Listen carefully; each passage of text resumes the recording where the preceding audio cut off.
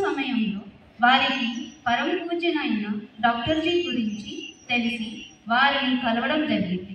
వారితో అనేక మార్లు చర్చలు జరిగిన తర్వాత మహిళలలో శారీరక, మానసిక, బౌద్ధిక, ఆధ్యాత్మిక వికాసం కొరకు తేజస్వి హిందూ రాష్ట్ర నిర్మాణమే ధ్యేయంగా 1936లో విజయదశమి నాడు రాష్ట్ర సేవిక సమితిని ప్రారంభించడం జరిగింది. అప్పటి నుండి సమితి శాఖోపశాఖలుగా విస్తరిస్తూ 2026 నాటికి 90 వసంతాలు పూర్తి చేసుకుంటుంది. అందరికీ విజయదశమి శుభాకాంక్షలు. ఈనాటి కార్యక్రమానికి అధ్యక్షులుగా విచ్చేసిన వారిని మాట్లాడవలసిందిగా కోరుతున్నాను. And my dear brothers and sisters, full pranam to my parents, late grandparents, and my Guru Matas who have taught me, and I am here in front of you. Before I begin, I bow my head and say, Matru Devo Bhava, Pitru Devo Bhava, Guru Devo Bhava, Desh Devo Bhava, Acharya Devo Bhava. My parents gave me love and strength, and my grandparents taught me simplicity and values. My Guru Mother showed me the light of discipline and service. And my teachers shaped my path with wisdom. Today I speak as a child of Bharat Mata, as one voice among the countless shining Yuvaratnams, the youth who are the jewels of the sacred land. Bharat is not just a land, it is Punya Bhumi, a land where every grain of soil carries the fragrance of sacrifice, the land of Rama, Dharma, Krishna's wisdom, Vivekananda's courage, and countless unsung heroes. Friends, we are the tomorrow of this great civilization. If our thoughts are pure, our nation will shine. If our character is strong, our Bharat will rise high. Karimnagar की junior college में 14 वर्षों तक प्राध्यापक के पद पर कार्यरत रही। तत्पश्चात आपने सेंट्रल संस्कृत यूनिवर्सिटी नारायण अम्मा इंजीनियरिंग कॉलेज और गवर्नमेंट आयुर्वेदिक कॉलेज में कई लोगों को संस्कृत भाषा का प्रशिक्षण दिया। इतना ही नहीं, आप मुक्ता स्वाध्याय पीठम के माध्यम से ऑनलाइन में संस्कृत भाषा सिखाती रही। वर्ष 2024 में सेंट्रल संस्कृत यूनिवर्सिटी में वाइस चांसलर के कर कमलों से शिक्षा श्री का पुरस्कार मिला, जो बड़े गर्व की बात है। करीमनगर जिला के बौद्धिक प्रमुख एवं तेलंगाना प्रांत की सह बौद्धिक प्रमुख के रूप में आप जिम्मेदारियां निभाती रही। ఇందులో ఉన్నటువంటి అంతరార్థం ఏంటి? ఇది ఎవరినో కొట్టడానికి కాదు, ఎవరి మీదనో దాడి చేయడానికి కాదు, ఆత్మరక్షణ, ఒక రకమైనటువంటి ధైర్యం, సాహసం. శాఖకి వెళ్తే ఈ లక్షణాలన్నీ కూడా వస్తాయి. ఒకటి సంఘటనా శక్తి, రెండవది అనుశాసనం, మూడవది ఈ మాతృభూమి పట్ల ప్రేమ, దేశభక్తి, నాలుగవది సాహసం, ఐదవది విజుగీషు ప్రవృత్తి, నియమ పాలన, సమయ పాలన. ఇలా ఒకటేంటి చెప్పుకుంటూ పోతే అనేక సుగుణాల యొక్క సమాహారం శాఖ. ఈ శాఖకి వెళ్ళే గొప్ప గొప్ప వ్యక్తులు, గొప్ప గొప్ప కార్యకర్తలు తమ జీవితాలను సైతం అర్పించినటువంటి ప్రచారకులు ఈ శాఖలో తయారయ్యారు. ఒకటి చెప్పారు, సంఘ విజయం వెనుక కారణం ఏంటి అంటే దైవ దుర్లభ కార్యకర్తలు. దైవ దుర్లభం అంటే భగవంతుడికి కూడా దొరకలేదట అంతటి గొప్ప కార్యకర్తలు, సమర్పితమైనటువంటి కార్యకర్తలు. తాము ఏ కార్యాన్నైతే మనస వాచ కర్మణ స్వీకరించారో ఆ పనిని ఆజీవన పర్యంతం అంటే జీవితంలో కొన ఊపిరి, अंतिम सांस तक संघ का काम में अपना जीवन समर्पण किए थे बहुत सारे कार्यकर्ता और उससे ज़्यादा प्रचारक अंदरिलागा వ్యక్తులే కానీ ఉన్నత విద్యాభ్యాసం చేసిన తర్వాత మనందరం ఏమనుకుంటాము, మంచి చదువు చదివాక మంచి ఉద్యోగం రావాలి, ఈ మంచి ఉద్యోగం వచ్చాక బాగా సంపాదించాలి, బాగా సంపాదించాక మంచిగా సెటిల్ కావాలి, కుటుంబాన్ని చూసుకోవాలి, ఇది మనం ఆలోచిస్తాం. కానీ బాబాసాహెబ్ ఆప్టే అనేటువంటి ఒక కార్యకర్త నిరుపేద కుటుంబంలో పుట్టినటువంటి అతను కష్టపడి చదువుకున్నాడు, మంచి ఉద్యోగం వచ్చింది.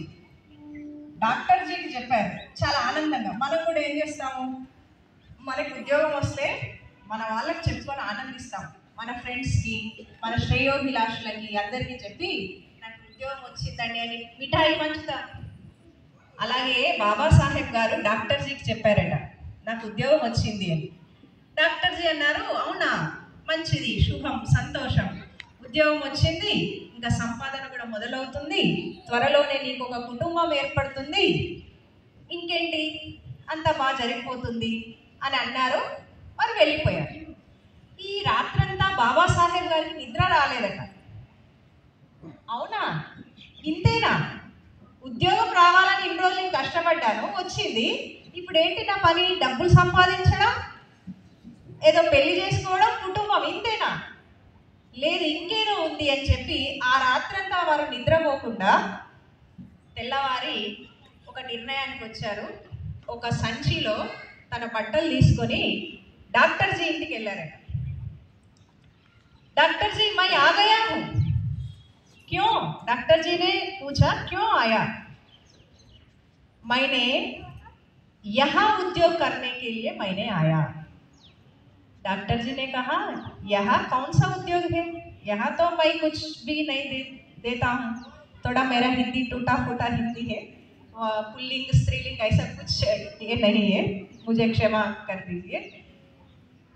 डॉक्टर जी ने कहा यहाँ तो कुछ भी नहीं मिलता, यहाँ क्या काम करोगे? उन्होंने बताया संघ का काम जो है वो ही मेरा उद्योग का काम है, मैं करती हूँ, मुझे आप कुछ भी नहीं दीजिए, एक पैसा भी नहीं चाहिए, मैं यही काम करती हूँ, जीवन भर आजीवन काम करता हूँ, ऐसा बोल के बाबा साहेब आप्टे जी पहला प्रचारक निकला। వారు ప్రచారకగా రావడమే కాదు, వారు ఏదైతే సిద్ధాంతాన్ని నమ్ముకున్నారో ఆ సిద్ధాంతం కోసం, ఈ సిద్ధాంతాన్ని అందరికీ చెప్పడం కోసం చాలా అధ్యయనం చేసేవారట. ఎంత అధ్యయనం చేశారంటే చదివి చదివి చదివి చివరికి కళ్ళు కూడా సరిగా వెలుతురుని చూడలేనటువంటి పరిస్థితి వారికి వచ్చింది. అలాంటి ఇబ్బందికర పరిస్థితుల్లో కూడా బాబాసాహెబ్ గారు కార్యక్రమాలకి వెళ్ళి మార్గదర్శనం చేసేటువంటి వారు, ఉపన్యాసాలు ఇచ్చేటువంటి వారు. వారి కోసం డిమ్ లైట్ ఏర్పాటు చేశారు, ఎందుకంటే వారు వెలుతురుని చూడలేరు కాబట్టి. ఆ డిమ్ లైట్లో కూర్చొని ఆయన కళ్ళు మూసుకొని ఉపన్యాసం చెప్పేవారట. ఇంతటి శారీరక ఇబ్బందినైనా లెక్క చేయకుండా సంఘ కార్యంలో తన జీవిత కుసుమాలని అందించినటువంటి ఇలాంటి ఉదాహరణలు మనకి ఎన్నో ఉన్నాయి. వీరిని స్ఫూర్తిగా తీసుకొని రెండో ప్రచారక్ దాదారావు పరమార్థ, మంచి ఇంగ్లీష్ మాట్లాడేటువంటి వ్యక్తి. ఈ రోజుల్లోనే ఇంగ్లీష్ మాట్లాడితే ఆహా ఓహో అంటాము, మనకి ఆంగ్ల భాష వ్యామోహం ఎక్కువ. అలాంటిది ఆ రోజుల్లో ఇంగ్లీష్ వచ్చినటువంటి వ్యక్తి ప్రచారంగా వచ్చాడు. వచ్చి ఎక్కడికి వెళ్ళినా అక్కడ ఇంగ్లీష్లో సంఘ సిద్ధాంతాన్ని అందరికీ అర్థం చేయించేవాడట. చివరి రోజు వరకు, ఆయన జీవితంలో చివరి రోజు వరకు కూడా పర్యటన చేశారు. అంతిమ పర్యటన ముగించుకొని ఢిల్లీ కార్యాలయం చేరుకున్నాక, అంటే అప్పటికి వారి వయస్సు సుమారు 80 ఏళ్ళు అంత అనుకుంటాను. కార్యాలయంకి వచ్చి రాత్రి పడుకున్నారు. ఉదయం ప్రాతస్మరణ కోసమని వెళ్ళి చూస్తే గడియ వేసింది, తలుపు తెరిచి లేదు. అనుకున్నారు పెద్దవారు కదా, పర్యటన చేసి వచ్చారు, అలసిపోయారు, కాసేపు అయ్యాక వారే లేస్తారని. అల్పాహారం అక్కడికి కూడా వారు చేరుకోలేదు. ఏమైందని వెళ్ళి గడియ తలుపు కొట్టి చూశారు, తలుపు తెరుచుకోలేదు. కొంచెం ప్రయత్నం చేసి వారు వెళ్ళి చూడగా వారు శాశ్వత నిద్రలోకి జారుకున్నారు. వారిని చూస్తే ఎలా అనిపించిందటంటే, ఈయన అమరత్వాన్ని పొందాడే, ఈయన ఒక ధన్యజీవి అని అనిపించేంత ప్రశాంతమైనటువంటి శాశ్వత నిద్రలో వారు ఉన్నారు. మనం ఆ పరమేశ్వరుని కోరుకుంటాం, హే పరమేశ్వర, అనాయాసేన మరణం వినా దైన్యేన జీవనం దేహాంతే తవ సాన్నిధ్యం దేహి మే పరమేశ్వర. Now, 10, 11, 12, 13, 14, 15, 16. प्रयोग 3, 1, 2, 3, 4, 5, 6, 7, 8, 9, 10, 11, 12, 13, 14, 15, 16. प्रयोग 4, 1, 2, 3, 4, 5, 6, 7, 8, 9, 10, 11, 12, 13, 14, 15, 16. विश्राम. वंदे मातरम शुभ्रज्योत्स्ना पुलकितयामिनी उल्लकुसुमिता द्रुमदलशोभिनी सुहासिनी सुमधुरभाषिणी सुखदां वरदां मातरं वन्दे मातरं. कोटि कोटि कंठ कलकल निनाद कराले कोटि कोटि भुजई द्रुत कर करवाले अबलां के नुमायत पले बहु बलदा